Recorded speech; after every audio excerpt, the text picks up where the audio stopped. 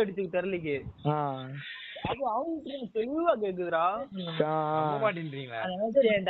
ஓட்டிருப்பேன் தினேஷ் போறியா உங்களுக்கு தாளம் அதெல்லாம் தரமா கேட்டு தெளிவா கேக்குதுடா அவுட்டர்ல. நான் ரசனையாக்கு பால் பிச்சுக்கிட்டே போய் கேட்டுக்கிருந்தேன். தினேஷ் அடி மப்பு எடுத்துக்கிருப்பேன் ஊருக்குள்ள நினைச்சேன்.